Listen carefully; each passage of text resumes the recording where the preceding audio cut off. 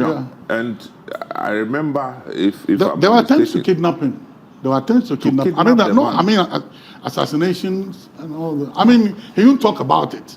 But those were also... One of the times, if I remember, we were out of secondary school. They came to take him and shaved his head. Yeah.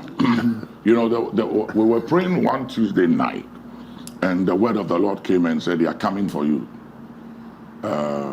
Tyson will remember, 8:30 tomorrow, which was a Wednesday. And I had Prophet McCann was speaking that evening. Yeah. Michael McCann, of blessed memory.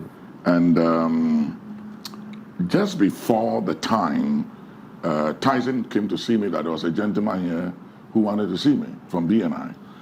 So he came and I said, what is it? And he said, I can't do this. And I said, you can't do what? He said, 3 of us are coming for you tonight. And we have to pick you up. And it's about assassination. Wow. And I said, I know, don't worry about it. He said, how do you know? And I said, I'm aware. And so he said, what are you going to do? I said, nothing, you come. So they came. So when they came, Tyson came to me and said, they have come. And they were armed. So I went out with some of the deacons and the elders to meet them. And remember some of the elders at the time you had with you? Yeah.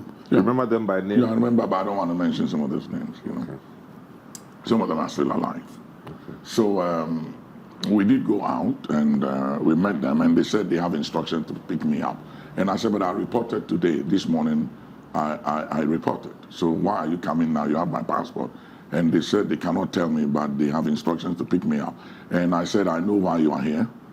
And I'm not dying today, neither will I die tomorrow. And I will outlive all of you. And the truth of the matter is that 3 of them came, 2 are dead.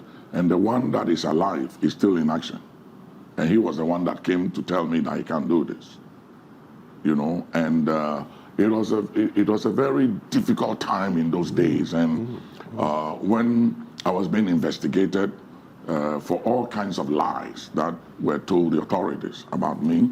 And when all that failed, they had to go outside to investigate me in all the churches I preached when I was traveling. People from BNI will fly the same plane, go to the churches, and if I come to your house, they will call you and say, what did he come to do? People were intimidated. They won't return my calls. Members of the church left me. A lot of people were afraid.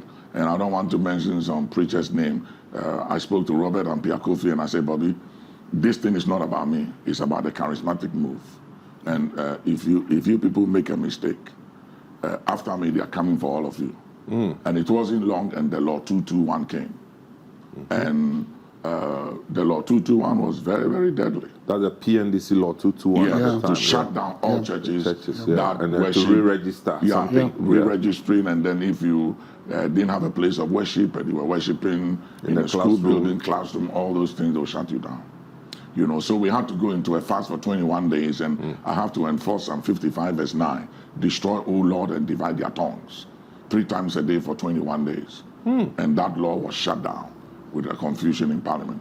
You know, and there were churches who, powerful churches in those days, who felt like I was pulling their crowd and their young men and women. So they had to find ways to shut me down. You know, and they tried everything, but it didn't work. These were some of the